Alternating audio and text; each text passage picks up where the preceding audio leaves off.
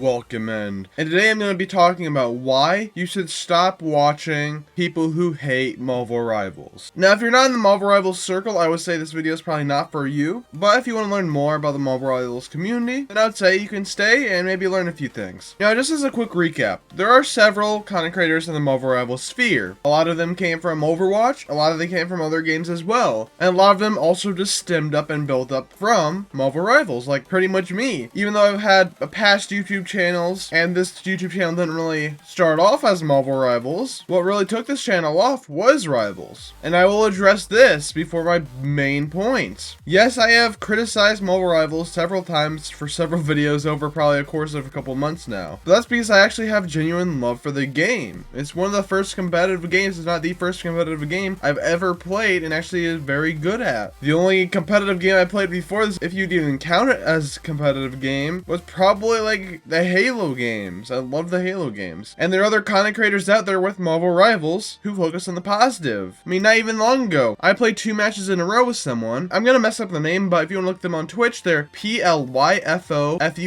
I had him 2 games in a row. If you've seen any of my content before, you would see I won a 6-5 game. I even made a video about that, of how triple support doesn't always work. And we won 6-5. The enemy team had 5 minutes. We had 1 minute going into a 3-3 overtime game, and we ended up winning 6-5. Different people made different suggestions throughout the entire match, and we were very supportive overall. Our Mantis, like, I would say this, when we were first starting triple support, I said, okay, Cloak, you ult first, Mantis, you ult second, I'll ult third, because I was Loki. And we wanted that team up because we also had a Groot. So I guess we had now quad support with Groot healing as well. But the Mantis got ulted by a Spider-Man. Same with the Cloak and Dagger, they ulted at the same time. They're like, oh, I'm sorry, I didn't mean to do that. The Spider-Man made me freak out and it was instinct. And we all were like, oh, it's okay. We won 3rd point, it's all good. But if you would listen to a lot of content creators now, especially the negative ones, I'm not going to name any names just for drama wise, even though I'm not a big name. I don't want any sort of hate going their way. Even though I do definitely have opinions about people, I don't want more toxicity to be spread around the community. Sure, do I respond directly to hate commenters? Yes, because that's because they go in my playground. You come here, I get to do whatever pretty much. Well, not whatever, you get my point. There's one content creator, chances are you may know them. They're also small-ish, but kind of bigger. Marvel Rivals content creator. They were Overwatch, went to Rivals because they were done with Overwatch, was done with Rivals, they went back to Overwatch, came back now to Marvel Rivals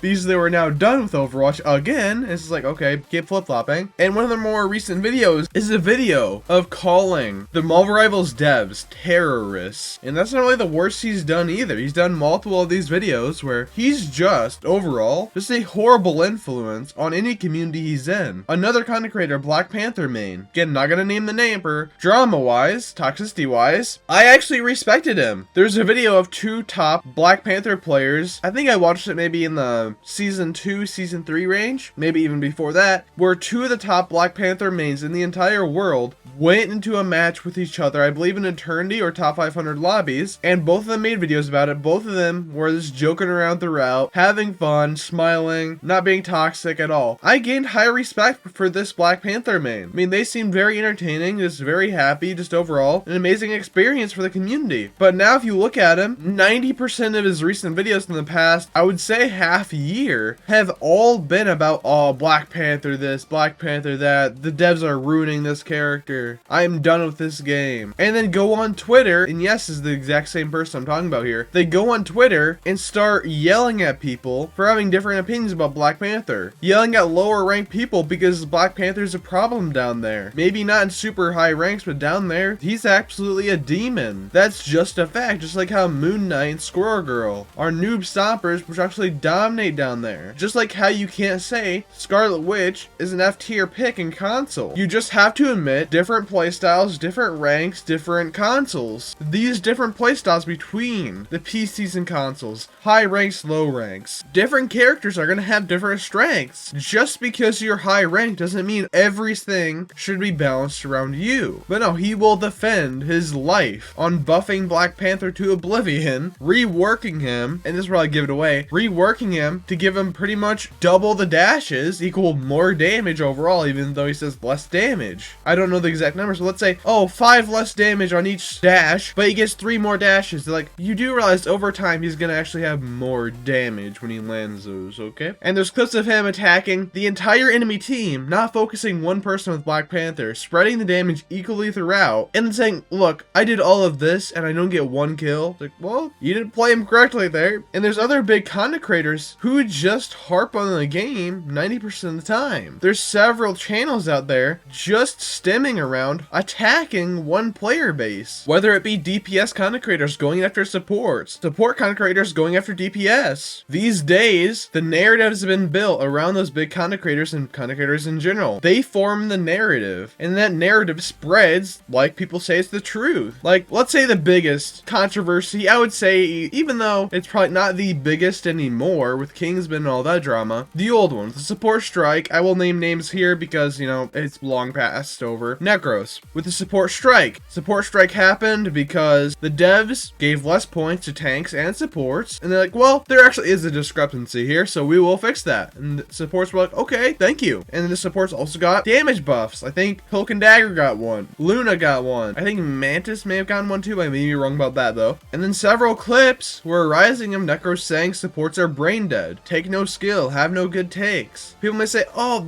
those clips from that time frame are super old. Well, he still repeated the exact same things, pretty much said the exact same things in new wordings as well, alongside having his friends like Boger reacting to those clips and saying, true, trust me, I know that's a real clip, I've included it in my videos before, where he says true to supports being brain dead and have no good takes. Before that, there was really no sentiment in the Rivals community, at least what I've heard at the time, where that was something that was super popular. After he said that became a narrative in certain circles in the Marvel Rivals community. Now it's almost become a staple in a lot of people's dictionaries in their head of, okay, Marvel Rivals support, that's what it is. Skill-less, super easy. Now there are some people actually see the difficulty in it. I respect people who say this, that they personally find support to be the easiest, that they got support pretty quickly compared to other roles, and overall they think it's the easiest role. And they actually give it reasonings. They don't say overall it's the easiest. They say in my personal experience it's the easiest. Okay, I respect your opinion. I won't go after you. The only time I would ever defend support not being the easiest is if someone says, oh, in general it's the easiest, not in my opinion. Just bringing it into a more common real life situation. Let's say you're outside. Let's say you're outside, maybe in a park. You're walking alongside the trees, I don't know. And then multiple people kind of have leashes on dogs, walks past you, you know, great time. They're not attacking. They're having a great time. And you start to realize, well, cats are also just super popular, but they're not outside. That probably means they're like super aggressive and will attack everything out here, right? I mean, I've heard that like a lot, right? This is of course all like hypothetical, but if a lot of people say, and the news says, well, cats are this extremely aggressive outside and will attack anything, and you see no cats outside, and it's like, huh, they must be super aggressive. That's why I don't see them around anymore. They're not outside at all. Revolving that back to Rivals, it's also like, well, if you believe supports are brain dead, you're gonna be seeing more flaws in your support's gameplay. That's just the truth. There's a common thing where it's like, okay, count these red cars during your day, and you realize, wait, there's a lot of red cars that I never noticed before. It's because if you actively look for something, you're going to find it. And that goes for every role. As a support, let's say you're Cloak and Dagger main, pretty much one trick, and there's a Punisher on your team. You already have the sentiment that DPS, especially Punisher players, have this no idea what they're doing. And I'm not saying play all roles, do this, do that, but playing other roles, you will know the struggles. But getting back to my point, then I'll explain a little bit more on that. Your Punisher could do something horrible. Let's say he turrets on accident, and he gets demolished, like blown up. Let's say he gets dunked on by a Magneto. Well, those are simple faults by him. Maybe not to the Magneto, even though he can be saved by positioning, but the Magneto will just follow him and destroy him anyway. But anyway, sure, you will see those, and maybe those will highlight in your brain because negative events stay in your mind more than positive ones. That's just a fact. That goes for anything. If you experience something bad, then experience something good, you will mostly focus on the bad thing. It will stick on you for longer. And throughout this whole game, you could be hyper focused on your DPS, while your tank or other support could be making 10 times the mistakes. And with these content creators, it's just like these guys are always focusing on the bad. So if they're like, oh, my Black Panther games are so tough, they're gonna ignore the ones they have good games on, because not only are they giving this front of Black Panther is horrible in every rank to play, he's just very unfun and he has a million counters. I don't know whether that might be true or not. I'm not gonna state in this video, but he definitely won't mention, oh yeah, I had a very fun time playing Black Panther this game or this whole session. Look, I'm 12-1 this session in Eternity Top 500 with Black Panther. He wouldn't show that because he wants to show the narrative of Black Panther's horrible to play. I bet he still had a positive win rate with Black Panther in the seasons which he was crying most about them. Just like how in this narrative, I'm gonna go back to like the support blame, brain dead, etc. If a support makes one bad play, oh my god, end of the world. My supports are brain dead. I had an Iron Fist one game. We lost first round on a domination game. I forgot which map. He instantly said, in open mic, why do I constantly get the brain dead tanks and supports? And we end up winning that match, but it's just like, dude, the game isn't over and you're already complaining. You tried to surrender, you failed, we stuck, we won. Well, you were like one of the worst players in the lobby. Not even mentioning keeping on the support line. Supports, their mistakes are worse than any other mistake in the game. That's my opinion. Now, I said this in a community post a little bit back, maybe a week or maybe even less than that by the video posting. I said that DPS players always point out the mistakes of supports, but nobody says anything when supports cover up the mistakes of DPS. Because bad positioning, you'll get popped in a millisecond. Nope, supports, they'll heal you through that. You know, supports, they're on their own. Supports and their whole cast, their healing on other people are better than their self-sustain. So they can't cover up their mistakes as much as other people, if that makes sense, at least in my opinion. And you need to play other roles to actually get the nuances. I've been playing a lot of tank and DPS recently. I find it way more fun to play than support. And I've been learning a lot of new characters, and I'm having really fun playing them. I've gotten really good at Namor. I've gotten decently good at Group, Penny, Strange 2. I became a flex player pretty much when I was a one-trick support for many seasons in a row, from like season 0, season 1. I never even picked up a new character until season 1.5 pretty much. And playing DPS, I definitely know because I've been playing in some lobbies with lower ranked players because some of my streamer friends or people I know as streamers have open lobbies, customs, so I know what having lower ranked players on my team is. Not as a diss against them because I love lower ranked players. I like to teach them if they ask me for help. I love teaching people, but I know what it's like getting supports which aren't the greatest, especially in my quick play matches. I know what it's like having not high sustain healing, like in my community post where I had Adam 4 out of my 5 games as double support backline while I was solo tank. While those are frustrating situations, it's not like it ruins the game for me in total. I'm not gonna say it ruins the game. Even though I lose with triple support and beat triple support more than I win with it or lose to it, I never say triple support ruins the game. Even though I make constant critiques of the game, saying the game can never be truly fixed. I made a couple of videos about that. I never said the game is horrible. I never said that the game is impossible to fix. Some of it may be hyperbole,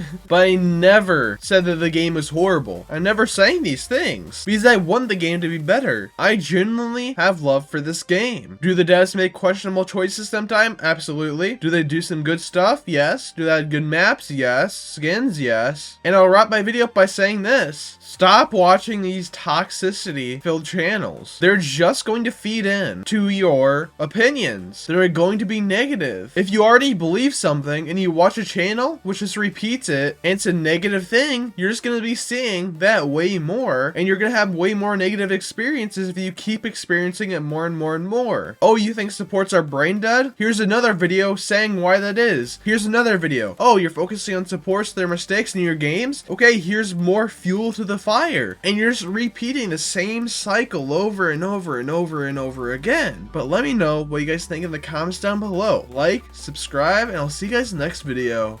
See ya.